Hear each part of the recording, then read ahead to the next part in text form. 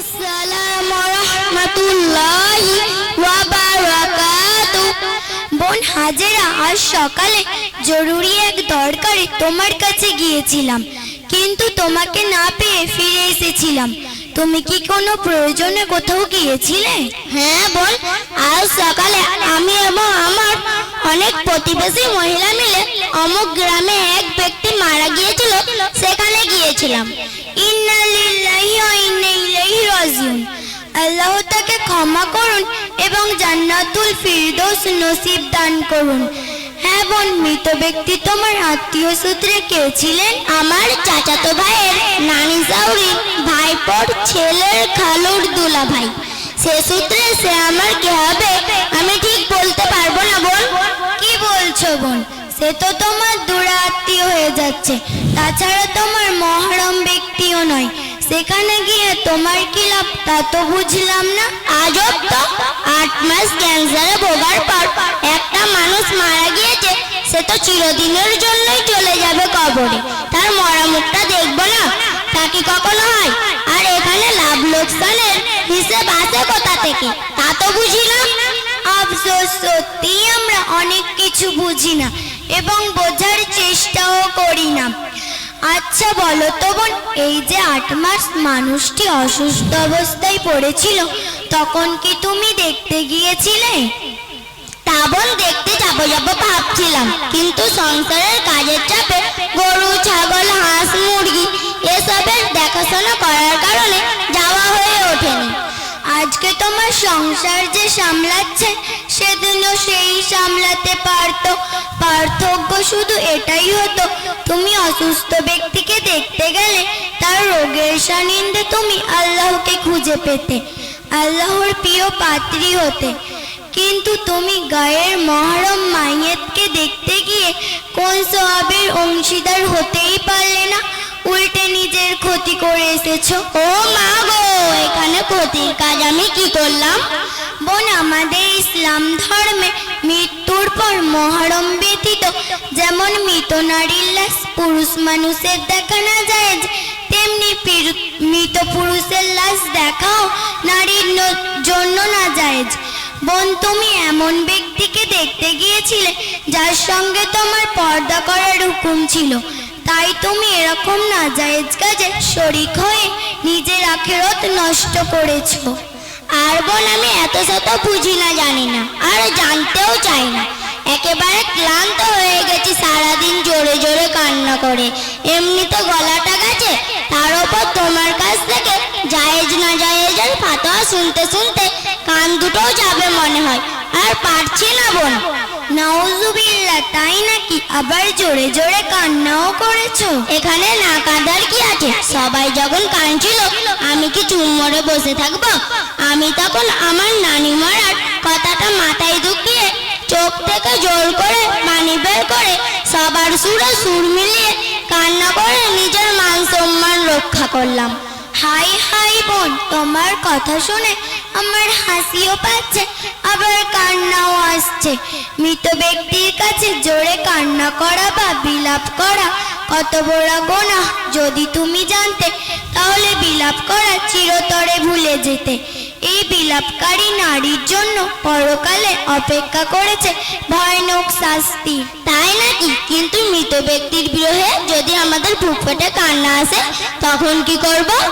এটা তো ঠিক বোন, আল্লাহ তাআলা আমাদের সকলকে সৃষ্টি করেছেন এবং আমাদেরকে একটি নির্দিষ্ট সময় নির্ধারণ করে দিয়েছেন। সময় ফুরলে আল্লাহ ডাকে সাড়া দিতেই হবে, এটাই বাস্তবতা। আমাদের সকলকে সবর করতে হবে, সবরকারীর সঙ্গে সব সময় আল্লাহ পাক থাকে। আমরা যদি ধৈর্য হারিয়ে উচ্চস্বরে কান্না করে শরীয়তের সীমা লঙ্ঘন করি, তাহলে আমাদের জন্য অপেক্ষা করেছে পরকালের ভয়াবহ আযাব। আযাবের কথা শুনে আমার বোন খুবই ভয় পাচ্ছে। আমাকে আরো কিছু শিখিয়ে দাও, যেন আমি আযাব থেকে রক্ষা পেতে পারি। কিন্তু বোন, তুমি যে একটু আগেই বললে তুমি আজকে অনেক ক্লান্ত। বলেছিলাম, কিন্তু তোমার কথা শুনতে আমার খুবই ভালো লাগছে। তাছাড়া আজকে রান্না বান্নারও কোনো ঝামেলা নেই। জানো তো বোন, আজ মৃত বাড়িতে যে গরুটা জবাই হয়েছিল সেটা দেখার মতো ছিল, আর মাংসটাও রান্না হয়েছিল খাসা। পেট ফুড়ে খেয়েও এসেছি, আবার টিফিনে করে নিয়েও এসেছি। তাই তোমার কাছ থেকে এমন ভালো কথা শুনতে আমার খুবই মন চাইছে। মৃতবাড়ির খানা আস্তাগফিরুল্লাহ। তুমি কি জানো না বোন, পাড়া প্রতিবেশী, নিকট আত্মীয়, দূরাত্মীয় সবার জন্য এই মৃতবাড়ির খানা খাওয়া একদম অনুচিত। এতে অন্তর কঠোর হয়ে যায়, অন্তরে দুষ্টু প্রভাব পড়ে। আমাদের সর্ব অবস্থায় এই মৃতবাড়ির খানা খাওয়া থেকে বেঁচে থাকা কর্তব্য। বোন, আমরা তো আনন্দ উৎসবে গরু জবাই করি। যে বাড়িতে মানুষ মারা গেছে সবাই দুঃখিত, শোকাহত, মর্মাহত, সেখানে কোন আনন্দে এত বড় গরু জবাই করে খানা করা হয়? এটা কি আশ্চর্যের ব্যাপার নয় বোন? সত্যি তো, এসব আমরা কখনো ভেবে দেখিনি। আমরা ঈদ, বিয়ে, আকিকা ইত্যাদিতে গরু জবাই করি, শোক বাড়িতে গরু জবাই করাটা ঠিক বলে মনে হচ্ছে না তো? হ্যাঁ বোন, আমাদের ভাবতে হবে এবং সমাজকে ভাবাতে হবে। আমাদের জানতে হবে এবং সমাজকে জানাতে হবে। আমাদের মহিলাদের উচিত মৃত বাড়িতে বেশি ভিড় না জমিয়ে, আমাদের উচিত সুরে সুর মিলিয়ে উচ্চ স্বরে কান্না না করে মৃত ব্যক্তির পরিবারকে সান্ত্বনা দেওয়া। আমাদের উচিত মৃত বাড়ি যাওয়ার আগ্রহ কমিয়ে মৃত ব্যক্তির নামে কোরআন, কালিমা, দরুদ, নফল নামাজ, রোজা এবং দান সদকার ব্যাপারে সচেতন হওয়া। আমাদের উচিত গরু কেনার পরিবর্তে ওই টাকা গরিব মিসকিনদের দান করে দেওয়া, যাতে মৃত ব্যক্তি কবরে শান্তি পায়। তোমাকে কি বলে যে ধন্যবাদ জানাবো বোন। আজ আমি অনেক কিছু জানলাম। আগামীতে ইনশাআল্লাহ এই কাজ থেকে বিরত থাকবো এবং আমার প্রতিবেশী মহিলাদেরকেও শরীয়তের বিধান জানিয়ে দেবো। আল্লাহ পাক আমাদের সকলকে তার এবং তার রসুলের বিধিনিষেধ পালন করার তৌফিক দান করুন। আমিন। আসসালামু আলাইকুম ওয়া রাহমাতুল্লাহি ওয়া বারাকাতুহু। মাশাআল্লাহ, আমরা কিন্তু একটা খুব সুন্দর বাস্তব চিত্র আমাদের সামনে দেখিয়ে দিয়ে গেল হিসাব মতো। এই বাচ্চা মহিলা মেয়ে দুটি যে প্রোগ্রাম করলো, এরা কিন্তু একটা বাস্তব চিত্র যেটা আমাদের সমাজে হয়েই থাকে। মহিলারা দেখা যায় আত্মীয়র ক্ষেত্রে তার চাচার পোতার খবর নেই, পাড়ার হয়তো কে মারা গেছে তার সাথে চলে যাচ্ছে, সেখানে যারকে দেখতে যাচ্ছে সে হচ্ছে তার জন্য মাহরাম, গায়ের মাহরাম, গিয়ে তার মুখ দেখছে। এগুলো কিন্তু শরীয়ত জায়েজ দিচ্ছে, জায়েজ ফতোয়া দেয়নি, এটা না জায়েজ, দেখা যাবে না। উল্টে আবার গিয়ে এমন ভাবে চিৎকার করে কান্নাকাটি করে আসে, গিয়ে খেয়ে দে,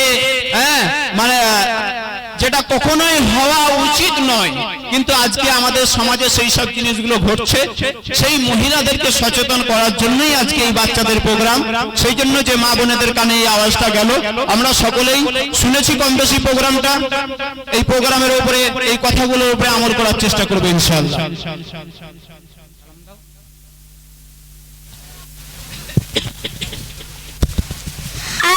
আসসালামু আলাইকুম ওয়া রাহমাতুল্লাহি ওয়া বারাকাতুহু।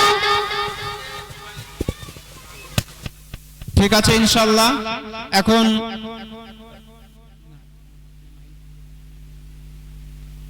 এখন আমাদের এই পর্যন্ত প্রোগ্রাম, ঈশার পূর্বের প্রোগ্রাম শেষ হলো।